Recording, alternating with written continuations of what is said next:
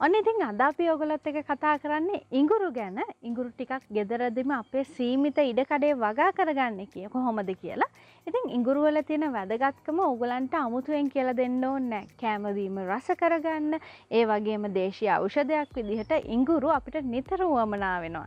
ඉතින් එහෙනම් අපේ තියෙන සීමිත ඉඩකඩේ කාර්යබහුල ජීවිතේ කොහොමද ඉඟුරු ටිකක් ගෙදරදීම වගා කරගන්නේ කියලා බලමු. සිංජිබ ඔෆිෂියල් කියන්නේ ඉඟුරු එහෙම නැත්නම් ජින්ජ හඳුන්වන විද්‍යාත්මක නාමය. ඉතින් මේ ඉඟුරු ආසියාතික රටවල ප්‍රසිද්ධ කුළුබඩුවක්. ඒ වගේම තමයි ආසියාතික රටවල තියෙන දේශගුණ තත්ත්වය. උෂ්ණ අධික දේශගුණ තත්ත්වය. සමකාසන්න රටවල් වල තියෙන දේශගුණ තත්ත්වය තමයි මේ ඉඟුරු හැදෙන්න ප්‍රධාන වශයෙන්ම අවශ්‍ය වෙන්නේ. ඉතින් ඒ වගේම තමයි ඉඟුරු කිව්වහම ප්‍රධාන කුළුබඩුවක් වගේම දේශීය ඖෂධයක් විදිහටත් හඳුන්වනවා. ඔයගොල්ලෝ මගේ අනිත් channel එක cooking channel එක බලනවා නම් ඒකේ මම ඔයගලන්ට කියලා දීලා තියෙනවා ඉඟුරු වලින් උගුරේ අමාරුව නැති කරගන්න හදාගන්න බෙහෙතක් ගැන. ඒ වගේම ජින්ජර් හදන්නත් කියලා දීලා තියෙනවා. ඒකත් බලන්න අමතක කරන්න එපා. ඉතින් බලමු අපි ඉඟුරු හදාගන්න අපිට අවශ්‍ය දේශගුණ තත්ත්වය මොකක්ද කියලා. සෙල්සියස් 23ට වැඩි උෂ්ණත්වයක් මේ ඉඟුරු වගාවට අවශ්‍යයි. ඉතින් මම කලිනුත් කිව්වා ලංකාව කියන්නේ ඉඟුරු වගා කරන්න හොඳම රටක් කියලා. ඉතින් ඒ වගේම තමයි අපි ඉඟුරු වගා කරද්දී වැසි සමය, වැසි කාලය අතහැරලා හොඳට ඉර එළිය තියෙන කාලය තෝරගත්තොත් හුඟක් හොඳයි. හුඟක් හොඳ ඵලදාවක් අපිට ලබා ගන්න පුළුවන්. ඉතින් වෙන රටවල් වල ඉන්න අය වුණත් ඕගොල්ලන්ගේ වැසි කාලය වින්ටර් එක අතහැරලා හොඳට ඉර එළිය තියෙන සමර් එක මේකට පාවිච්චි කරනවා නම් හුඟක් හොඳ ඵලදාවක් ඔයාට ලබා ගන්න පුළුවන්. මාධ්‍ය ගැන කතා කරන්න ඉස්සෙල්ලා අපි ඉඟුරු බෝ කරගන්න එක ගැන කතා කරොත් හුඟක් වටිනවා කියලා හිතුණා.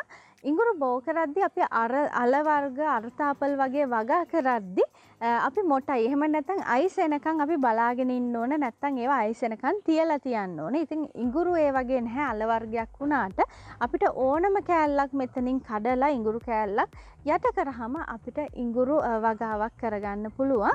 ඒක තමයි මේ ඉඟුරු වල තියෙන ගොඩක්ම ලේසි පහසු කාරණය. ඉඟුරු වගාවට මාධ්‍ය විදිහට අපි හදාගන්නේ කොම්පෝස්ට් 70%යි කොහොබත් 10%යි ඒ වගේම සාමාන්‍ය පස් 20%ක් එකතු කරගත්ත මාධ්‍යයක් තමයි අපි ඉඟුරු වගාවට යොදාගන්නේ. ඔයා වගා කරන්න ඉඟුරු තෝරගද්දි මේ වගේ චූටි චූටි ගැටිත තියෙන ඉඟුරු තෝරගත්තොත් හුඟක් හොඳයි. ඒවා තෝරගත්තොත් ඔයාට හුඟක් ඉක්මනට ඔයාගේ පැල ටික හදාගන්න පුළුවන්. ඉතින් මං මගේ ඉඟුරු වගාව කරන්න පාවිච්චි කරන්න මෙන්න මේ වගේ පෝච්චියක්. මේක අඟල් 8ක් විතර උස පෝච්චියක්. ඒක වගේම ටිකක් පළල තියෙනවා. අපි ඉඟුරු වගාව කරන්න තෝරගන්න භාජනේ ටිකක් උස එකක් වුණොත් අපිට හොඳට අල බහින්න පුළුවන්.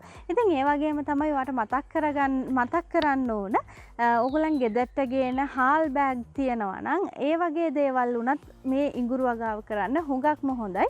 ඉතින් ඒ වගේම තමයි අපේ පෝච්චිය හරි ගන්න භාජනේ හරි බෑග් එකේ හරි යට සිදුරක් තියෙන්න ඕනේ. ඒක අනිවාර්ය දෙයක්. ඉතින් මම ඔන්න පස් මිශ්‍රණය හදාගෙන තියෙනවා. දැන් අපි බලමු ඉඟුරු ටික හදාගන්නේ කොහොමද කියලා.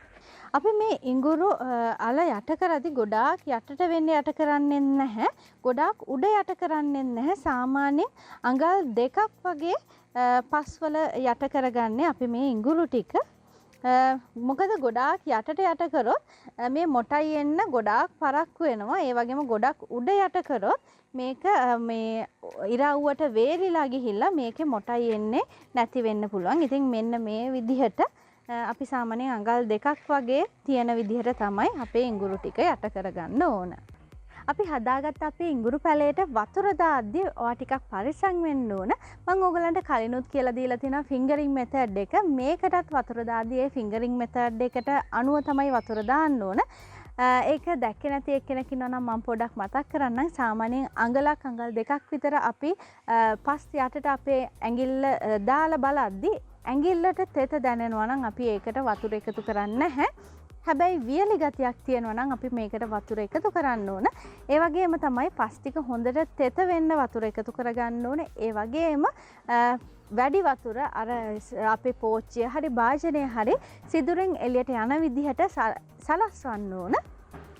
ඒ වගේම තමයි මේ ඉඟුරු පැලේ අපි තියාගන්න ඕන ඩිරෙක්ට් සන්ලයිට් එක වැටෙන තැනකට නෙවෙයි හෙවනත් එක්ක ඉර එළිය හොඳට තියෙන තැනකට. ඒ කියන්නේ සෙවන සහිත හොඳ ඉර එළියක් තමයි මෙන්න මේ ඉඟුරු පැලේට තියෙන්න ඕන.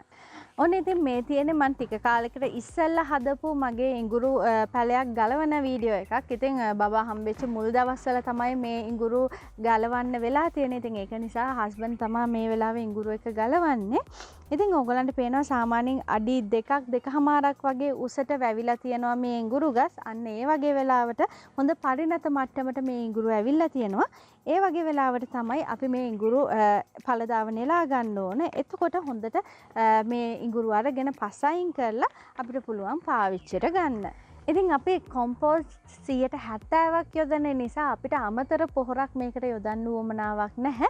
නිතර නිතර වතුර දාන්නත් උවමනාවක් නැහැ. මම අර කිව්ව ෆින්ගරින් මෙතඩ් එක අනුගමනය කරනවා නම් ඉතින් ඔයගලන්ටත් පුළුවන් මේ වගේ ඉඟුරු වගාවක් ගෙදර හදාගෙන පොඩි ඉඟුරු පැලයක් ගෙදර හදාගෙන එදිනෙදා ගෙදර දොරේ අවශ්‍ය ඉඟුරු මේකෙන් ඔයගලන්ට ලබා ගන්න පුළුවන්. ඉතින් එහෙනම් ඔයගොල්ලෝ ඉඟුරු පැලයක් හදලා අපිටත් කියලා එවන්න කොහොමද ඔයාගේ ඉඟුරු පැලය කියලා. අපි ආයෙත් මේ වගේ තවත් වැදගත් වීඩියෝ එකක් එක්ක හමු වෙමු. ඔන්න ඉතින් මාස 4ක් විතර අපිට එක දිගට වීඩියෝස් ඉදිරිපත් කරගන්න බැරි වුණා. ඉතින් ඕගොල්ලොත් බලන්න ඇති මොකද කියලා. ඉතින් පුංචි බබත් එක්ක තමයි වීඩියෝස් කරගන්න බැරුනේ. ඕගොල්ලොත් දන්නවා පොඩි බබෙක් ඉන්නවා නම් කොච්චර බැරෑරුම්ද ඒ කාරණා කටයුතු කරගන්නේ කොහොමද කියලා. ඉතින් මේ වෙලාවෙත් එයා ළඟ තියාගෙන තමයි මේ වීඩියෝස් කරන්නේ. ඉතින් මින් ඉස්සරහට අපි බලාපොරොත්තු වෙනවා සතියකට සැරයක් වීඩියෝ එකක් ඉදිරිපත් කරන්න ඕගොල්ලන්ට. ඉතින් මේ වෙද්දි බබාට මාස 3ක් වෙනවා. ඉතින් එහෙනම් අර කලින් කිව්වා වගේ මින් ඉස්සරහට අනිවාර්යයෙන්ම සතියට එක වීඩියෝ එකක් ඕගොල්ලන්ට අරගෙන එනවා. ඒවත් එක්ක එකතු වෙන්න කියලා ඕගොල්ලන්ට ආරාධනා කරනවා. එහෙනම් මං ගිහින් එන්නම්.